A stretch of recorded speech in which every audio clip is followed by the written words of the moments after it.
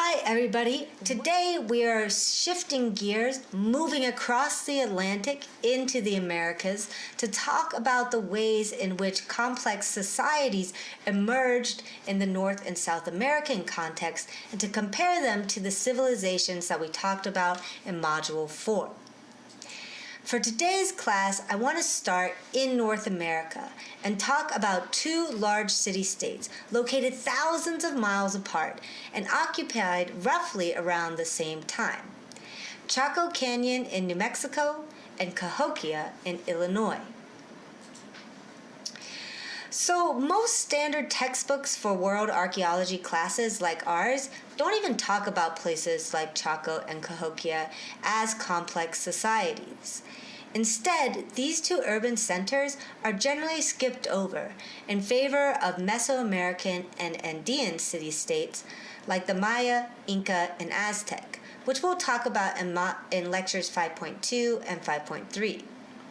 So one of the big questions that arises here is why places like Cahokia and Chaco seem to be excluded from discussions of civilizations. To answer this question, let's return to the features of complex societies that we talked about in Module 4.1. If we think back to Module 4, where we defined these kind of key criteria of complex societies, you'll remember that archaeologists typically think about civilizations as containing material evidence of large settlements, hierarchical social organizations, taxation and standardization, writing and mathematics, monumental architecture, and formal religious complexes. As we'll talk about today, Chaco and Cahokia have almost all of these features, with the key exception of a written language. There's currently no evidence from people living at Cahokia or Chaco that they were writing anything down. I would argue, however, that this insistence on writing as a key criteria for classifying civilizations reflects biases inherent in Western scholarship, who tend to compare all sorts of cultures, both in the present and the past, to Western society. As a result, any culture that doesn't have characteristics similar to Western societies doesn't typically count as being civilized or complex. So the goal of the class today is for you to decide, based on the evidence I present, whether you think that Chaco and Cahokia should or shouldn't be discussed alongside other complex civilizations in China, Mesopotamia, Southeast Asia, as well as South America. So let's start with Chaco. So Chaco Canyon contains evidence for early sedentary village structures around 500 AD. During the 800s AD, summer rainfall was highly variable. In response to this variable climate, instead of dispersing, people in the region began to aggregate into what is now the San Juan Basin. By roughly 1050 AD, it's estimated that over 5,000 people were living at Chaco Canyon. Chaco became the center of a vast regional, ceremonial, administrative, and economic system around this time. Chaco itself consists of dozens of great houses, which are connected together through a series of road networks. Great houses are massive, multi-story structures with as many as 600 rooms. In contrast to the usual practice of just adding rooms to existing structures, these great houses were planned from the start. So we see here at Chaco evidence for organized, planned, structural creation. These large pueblos, room blocks, would have taken several decades, perhaps even centuries, to complete. During the mid to late 800s AD, the great houses of Pueblo Bonito, Una Vida, and Peñasco Blanco were constructed at Chaco. These structures were oriented along solar, lunar, and cardinal directions. These structures represent sophisticated astrological markers and also contain communication features, water control devices, and formal earthen mounds. Great houses were not traditional farming villages occupied by large populations. Instead, these forms of public architecture were likely used only periodically during times of ceremony, commerce, and trade. These kind of temporary populations would congregate together from the surrounding areas of the San Juan Basin for these important ceremonial or trading events, rather than living at Chaco full-time. Great houses served as community centers, basically places where the populations from smaller sites surrounding Chaco could come together, work together, and participate in ceremonial events. One of these kind of great house outliers is called Pueblo Pintado, which is about 16 miles east of Chaco. Based on the extent of roads and the presence of a similar layout at Pueblo Pintado, we can assume that this pueblo was part of what is called the Chaco phenomenon, a kind of emerging central complex of smaller sites linked together by this grand site at Chaco Canyon. The largest great house at Chaco Canyon is called Pueblo Bonito, which is a huge D-shaped complex of at least 600 rooms and could likely house roughly 1,000 people, if not more. The room complexes themselves are surrounded by courts with high stories in the back. We also see at Pueblo Bonito 32 kivas and 3 great kivas. Great kivas were up to 60 feet in diameter with wide masonry benches encircling the interior. A staircase would lead down from the top floor of the kiva into this large room and was used as a sacred precinct in which ceremonial events occurred. Kivas still are used by Pueblo people today, so we see a kind of continuation of this kind of early ceremonial tradition that we see at Chaco up until the 21st century.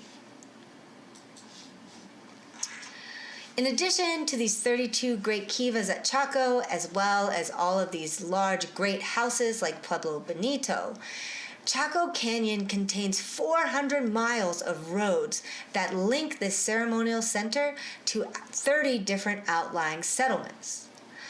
Other roads connect Chaco to natural resources, areas like the Zuni Salt Lake. These roads were up to 40 feet wide and were cut a few inches into the soil and often marked with low rock walls. The road network at Chaco runs for long distances, in one instance up to 60 miles. This kind of massive road construction work must have involved the use of large numbers of people and considerable centralized group organization. You can see behind me in the map the series of 30 different Chaco outlying settlements, as well as the road networks that connect them. So there's no writing that we have at Chaco Canyon to date, but there is lots of rock art, which has similar ways of depicting kind of ideas and history, except in the form of kind of abstract objects and figures as opposed to written text. Rock art, like writing, is used to transmit ideas and beliefs. We see all sorts of rock art images at Chaco, including spirals, hatching, stylized humans, flute players, hands, mountain sheep, birds, and insects. We also see the depiction of clan symbols, as well as the narration of migration events. One particularly notable piece of rock art from Chaco is called the Sun Dagger. The sun dagger image depicted behind me is located on top of an imposing butte at the entrance to Chaco Canyon. Two giant spirals are positioned next to each other and likely functioned as solar markers. During the summer solstice in June, a vertical shaft of light pierces through the main spiral exactly at the center, a phenomenon shown in this image. At winter solstice, two shafts of light lift to the left of this spiral bracketed.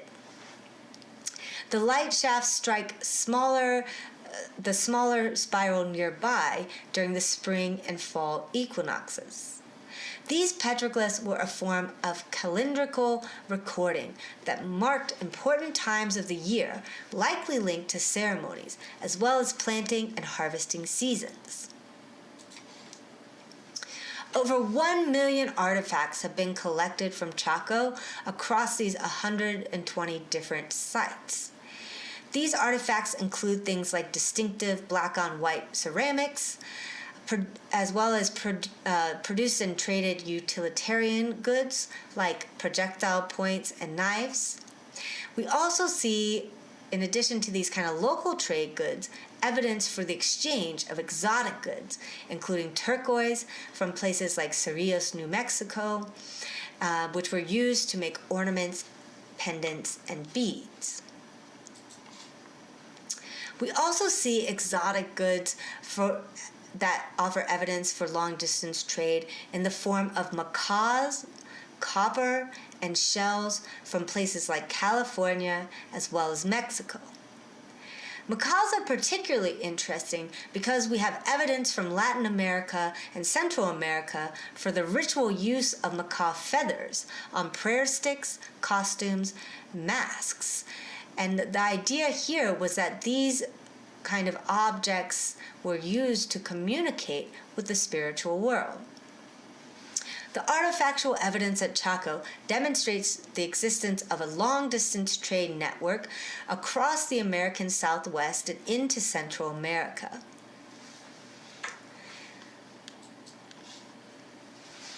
These exotic artifacts are also provide preliminary evidence for the emergence of social hierarchy.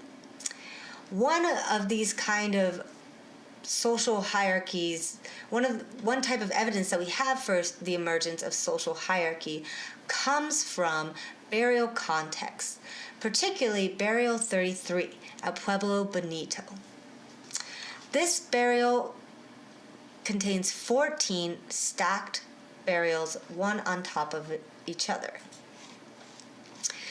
In one of these burials in area 33, in room 33, we see two men surrounded by extravagant grave goods, including thousands of pieces of turquoise beads and shells from the Pacific Ocean. Associated with these two elite male burials were female bodies. Recent ancient DNA research conducted by the National Museum of History in New York point to the presence of a grandmother-grandson and mother-daughter pair in this elaborate burial context. This pairing of grandmother-grandson and mother-daughter offers preliminary evidence for hereditary rule led by women.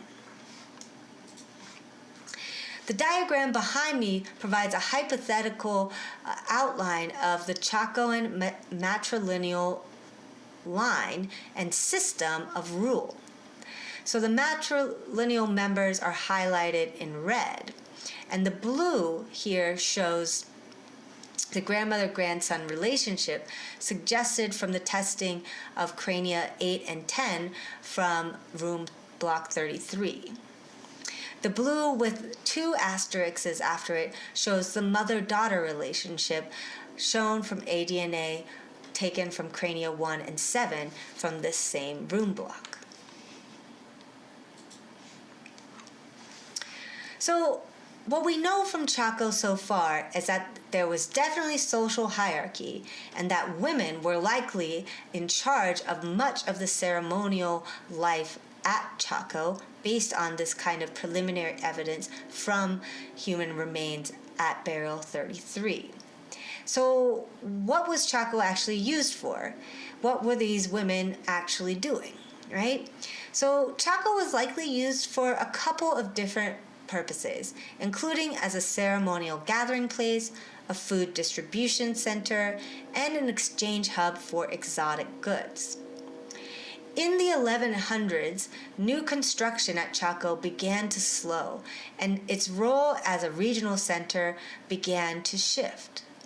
By the 1200s, people were moving away from Chaco and migrating into new areas to the north, south, and west of the San Juan Basin, eventually dispersing into much smaller settlements that make up the ancestral sites of contemporary Pueblo peoples. So in the remainder of class today, I'd like to switch gears and focus on Cahokia. So Cahokia was the largest pre-Columbian city north of Mexico during the 11th through 13th century.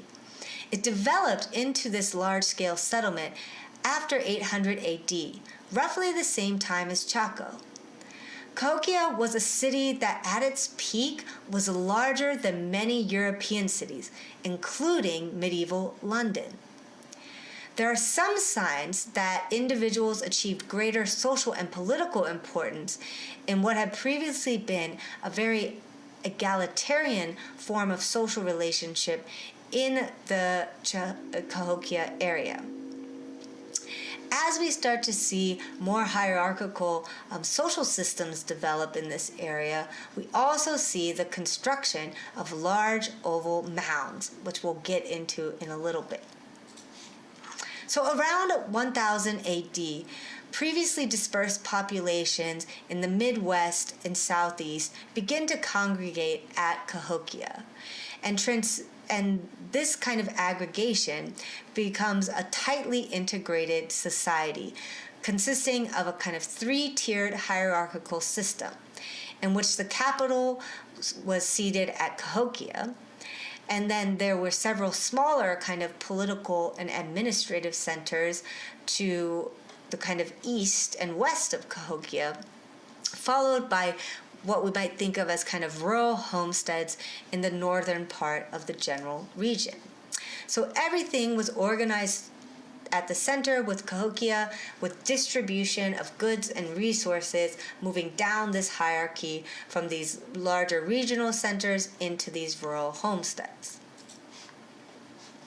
One of the kind of archaeological evidence that we have for the emergence of social hierarchy and stratification associated with this three-tiered system is Mound 72, which contains two men laying out on a platform of 20,000 shell beads. Altogether, Mound 72 contains over 250 bodies, many of them which provide evidence of human sacrifice. The analysis of these male bodies indicate that the primary men laying out on these 20,000 shell beads consumed large amounts of meat, suggesting that they were likely elite members of society. In addition to these biological indications of a very elite diet, along with human sacrifice and lots of shell beads, at Mound 72 we also see 800 arrowheads, copper sheets, 15 polished stone discs used in a spear throwing game, laying out alongside of these two elite men. Nearby to their bodies are the bodies of 4 men with their heads and hands cut off. More than 50 young women between the ages of 18 to 23 are also buried in a pit close by. This kind of hierarchical set of social relationships at Cahokia was organized through a highly centralized economy where foodstuffs and communal labor were appropriated by the elite, people like those buried at Mound 72. Most prestige objects at Cahokia were manufactured at the site and made from local materials for domestic use. This really contrasts with Chaco, where we see elite goods that were acquired through long-distance exchange, like turquoise and macaw feathers. Cahokia's leaders achieved dominance by basically appropriating everything to themselves and then redistributing what they viewed as necessary to these other regional and rural settlements. Cahokian society was fueled by a complex ceremonial system based on warfare, fertility, and ancestor worship. The warfare cult itself was made up of a group of elite nobles and was based on warfare. These nobles were part of particular kin groups and are associated with the depiction of exotic motifs and symbols on costly raw materials like seashells or imported copper.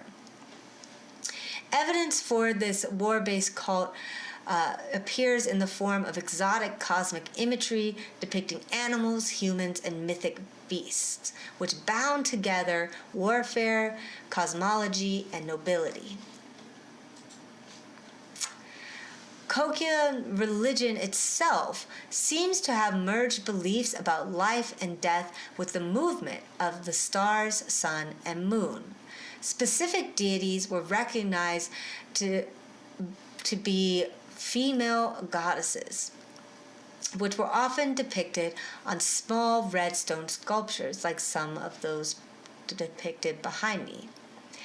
The goddesses in these kind of depictions are often shown with the bones of the dead, as well as a monstrous mythical serpent and corn crops.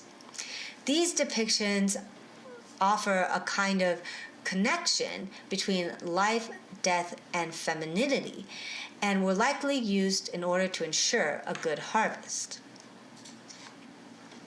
So we have war cults, we have fertility cults, and we also see at Cahokia evidence for ancestor worship, seen through temple statuary representing men and women kneeling in death-like poses.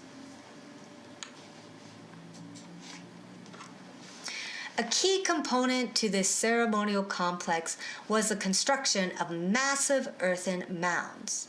At the height of Cahokia's occupation, between 1050 and 1250 AD, the inhabitants of the site erected over 100 different earthen mounds.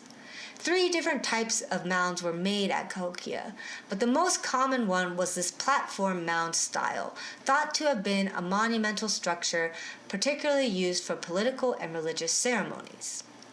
These mounds were grouped around an open central plaza and made entirely out of earth, which workers brought in on their backs in baskets. The largest of these mounds at Cahokia is referred to as Monk's Mound. Here's an image of Monk's Mound, which was built on 4 levels over the course of 300 years. Monk's Mound stands over 100 feet high and covers roughly 16 acres. It's accompanied by a grand plaza and a group of smaller mounds walled in together through a 2-mile-long wooden palisade. As many as 20,000 wooden posts were used to construct this defensive wall around the mound. So, Chaco and Cahokia both show evidence of elaborate kind of ceremonial complexes, evidence for redistribution and hierarchy, and the construction of monumental forms of architecture. Like Chaco, Cahokia doesn't last forever, and eventually people begin to disperse.